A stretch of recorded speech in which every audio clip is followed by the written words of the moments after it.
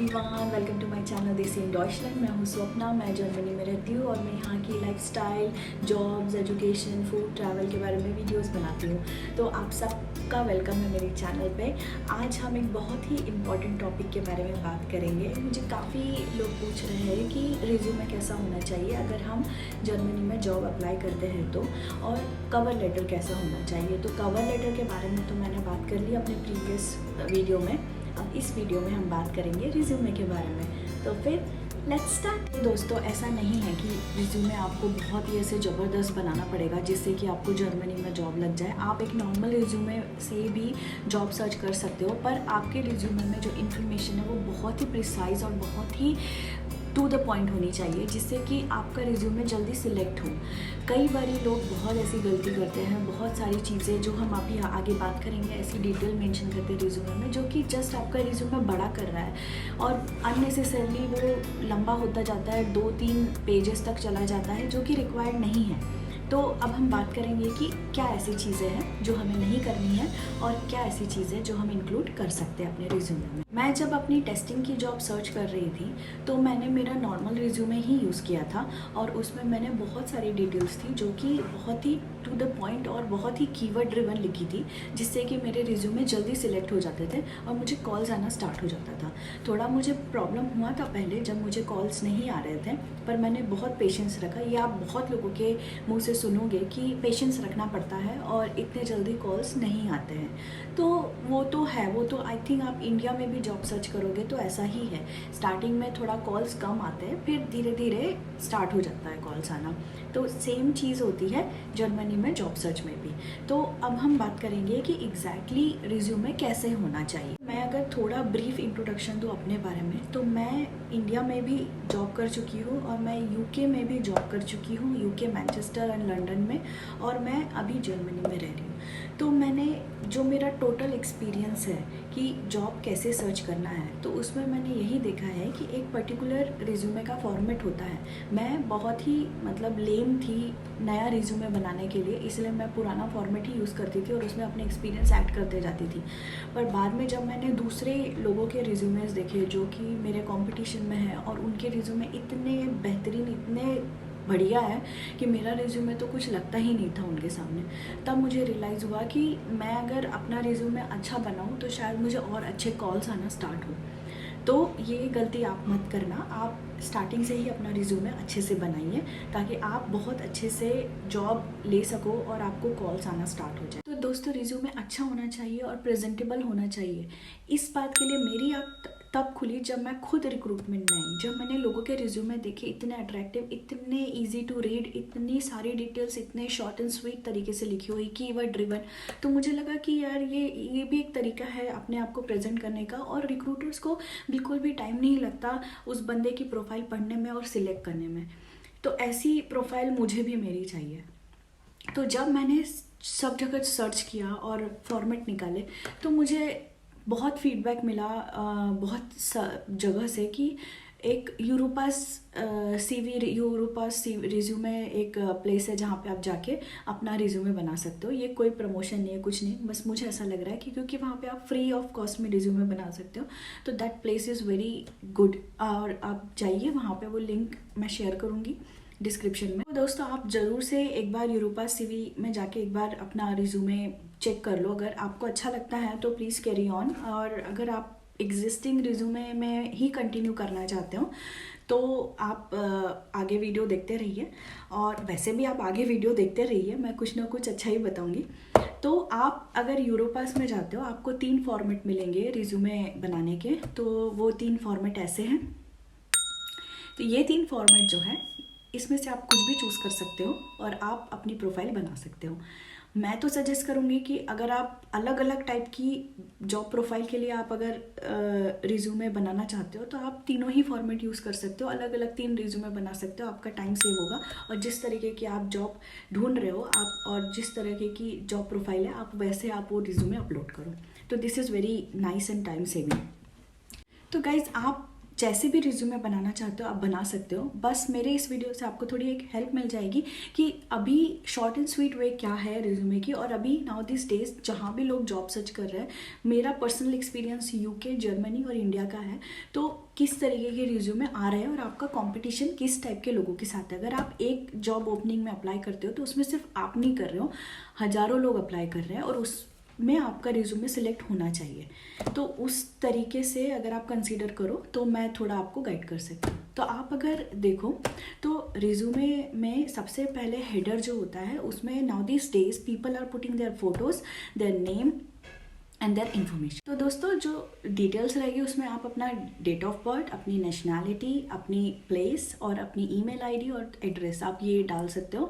और अगर आप यूरोपास वर्जन यूज़ करते हो तो आपको प्रॉपर वो सेक्शन मिलेगा, आप वहाँ पे अपनी डिटेल्स डालो, वो अपने आप सेट कर देगा और आपका हेडर बढ़िया हो जाएगा।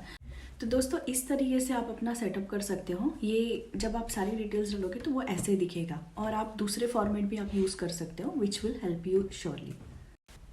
तो दोस्तों अब इसके बाद हेडर जब हो गया कंप्लीट, अब हम नेक्स्ट सेक्शन में जाते हैं जो कि आपका एक्सपीरियंस सेक्शन होता है। इसके ऊपर अगर आप फ्रेशर हो तो वो कुछ समरी या एम, ऑब्जेक्टिव इस टाइप का एक सिंगल लाइन पंच या सिंगल लाइन कुछ डालना पसंद करता है। तो अगर आप डालते हो वो तो मेक श्योर कि कुछ एक सिंगल लाइन ही होनी चाहिए, ज़्यादा लंबा या बहुत बड़ा कुछ फ्रेज नहीं होना चाहिए। And right it what you mean.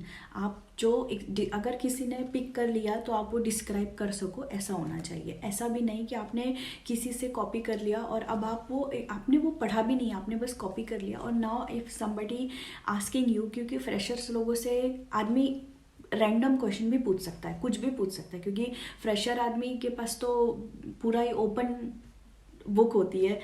तो मेक श्योर फ्रेशर्स आप जो लिख रहे हो you mean it and you are able to explain it. तो आप ऐसा ही डिटेल्स मेंशन करना वहाँ पे। और दोस्तों जो एक्सपीरियंस बंदे हैं वो अपना एक्सपीरियंस जो है वो क्रोनोलॉजिकल ऑर्डर में लिख सकते हैं यहाँ पे। तो जो मोस्ट रिसेंट है वो आपके टॉप में होनी चाहिए and that is like till date, और उसके बाद आपका जो old and then oldest job, इस ऑर्डर में आपको आपका सारा एक्सपीरियंस लिखना है। अब यहाँ पे सबसे इम्पॉर्टेंट बात, कई लोग अपने ऑर्गेनाइजेशन के बारे में लिखते हैं और काफ़ी पैराग्राफ ऑर्गेनाइजेशन की डिटेल लिखने में चले जाते हैं। तो मैं यहाँ पे बताना चाहूँगी कि I don't think so that is required. You write your organisation name and if people want to know about your organisation कि ये क्या है, अगर वो एमएनसी नहीं है या एमएनसी भी, आपकी जो ऑर्गेनाइजेशन है अगर आप उसके बारे में बहुत सारे डिटेल्स डालते हो तो जो रिक्रूटर है वो ऑर्गेनाइजेशन को या तो जानता होगा या तो नहीं भी जानता होगा, तो वो गूगल कर सकता है उसके बारे में और सारी डिटेल्स पता कर सकता है कि ऑर्गेनाइजेशन किस चीज़ के लिए काम करती है। बट वो आपके बारे में गूगल नहीं कर सकता। आपकी स्किल्स, आपकी प्रोफिशिएंसी, आप किस चीज़ में मास्टर हो, ये सब चीज़ें वो गूगल नहीं कर सकता। तो make sure that you talk about yourself more in the resume then some other organisation. You can mention the name of the organization and that's it. Anyway, you are doing testing in all the organization. You're not just switching your field, right?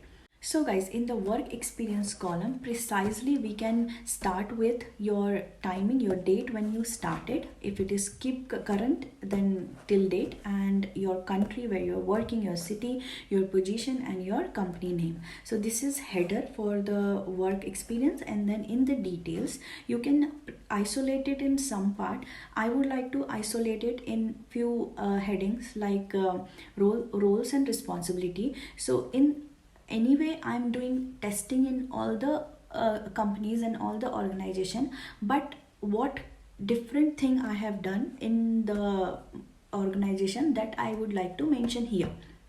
So what is my roles and what is my responsibility is the first thing that what I do, and I like to put like end-to-end structure and end-to-end activity what I do, because that helps resume to get picked up. And in the same section, after roles and responsibility, I would like to mention one heading which is contributor or contribution, where I can put if I have contributed something to my organization or to my company or to my project. Let's say if testing everybody does, if I have created something else for the team which is automated or which is helping other people, so that is kind of something contribution, so that I can put there.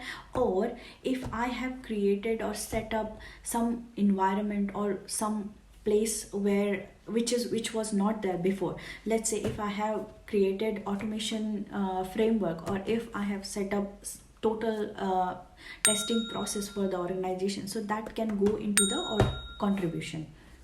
And also, if you are in the same organization, if you have been participated in multiple kind of testing. And more, what we can put, let's say if you are in the same organization and if you have been participated or was involved in multiple kind of testing. I am just saying it for testing because that is my thing, that is what I have been doing, but you can relate it with your field and with your work environment, and you can put that too. So it's not just about testing. You, if anybody is watching this video apart from testing background, you can also implement this. So if you have been involved in other kind of testing, let's say performance testing, security testing, manual testing, automation testing, or if you have done in manual itself, if you have done application testing, iOS, Android, or if you have done TV testing, because most of the people now, many people work in OTT platform, OTT testing. So you can mention all these kind of testings or experiences in the work experience, under the work experience, for like how long you have been involved and how much experience you are into that testing.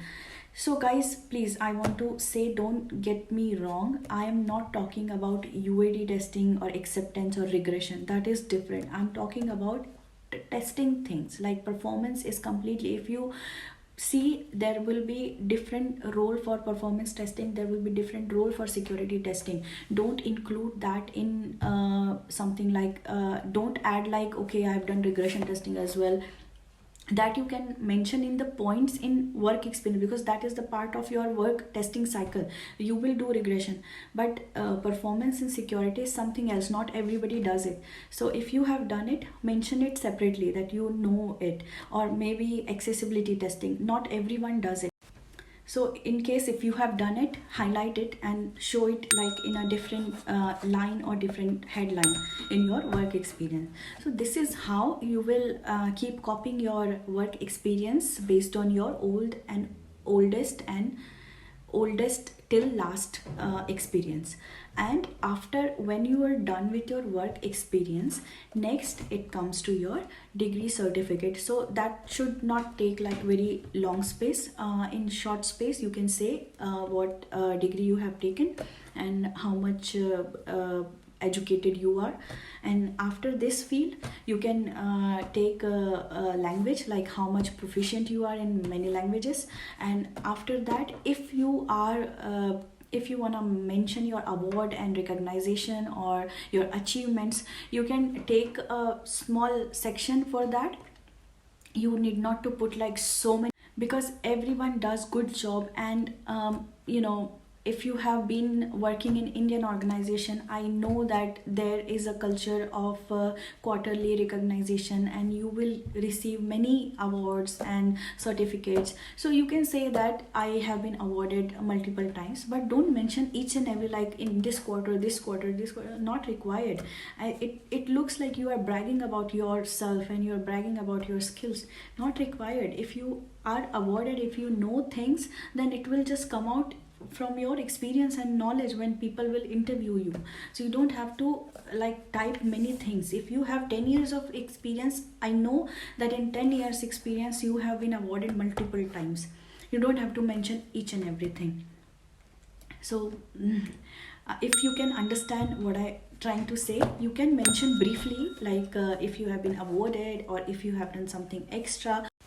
And guys, after this section you can put your skills keywords, because that is very important, and that is how system is going to understand that your resume and your skills before selecting it. So mention your keywords like this, and if you're using, like I said, Europass, it will be easy for you to select it. It gives you quite options there. So please consider to mention these details in your resume. तो दोस्तों ये था resume format, और बहुत सारे लोग end of the resume section जो रहता है वहाँ डिक्लेरेशन एक ब्लॉक डालते हैं, which is not required, because जो आप रिज्यूमे में बोल रहे हो वो सच ही है ना, उसको डिक्लेरेशन देने की ज़रूरत नहीं है, साइन करके प्रूफ करने की ज़रूरत नहीं है। यहाँ पे जर्मनी में सब बिलीव करेंगे आप जो रिज्यूमे सेंड कर रहे हो और जो आपने लिखा है उस पर, और आप जिस तरीके की जॉब सर्च कर रहे हो आप वो डिटेल्स ज़्यादा मेंशन करो। जैसे मैनुअल है तो मैनुअल की ज़्यादा, और ऑटोमेशन है तो ऑटोमेशन की ज़्यादा। So guys please consider all this information if you want to build up a resume, and if that helps, please like my video, and if you have more questions about how to build resume and like that, so please mention in my comment section. I will go through and I will like to answer it, and please let me know if you like this video or not. I will like to help you guys, and let me know if you have any other questions. Thank you so much for watching my video. तो दोस्तों this is it. यही था जो कि आप details mention कर सकते हो अपने रिज्यूमे में, और अपने रिज्यूमे को बहुत ही अट्रैक्टिव बना सकते हो, एंड आप जॉब अप्लाई करने में ये रिज्यूमे यूज़ कर सकते हो। तो ये डिटेल्स अगर आपको अच्छी लगी है तो consider all this information to put in your resume, and let me know if you have any other question. Please अपने सारे सजेशंस और अपने सारे फीडबैक कमेंट बॉक्स में आने दीजिए, और late me know if I can improve videos and my quality और माई content more. So yeah, thank you so much for watching my video, and I will be uploading more videos with more information, and please subscribe my channel, like my videos, share my videos, and like my videos. Thank you so much. Have a lovely day ahead and happy job hunting. Thank you so much. Bye bye.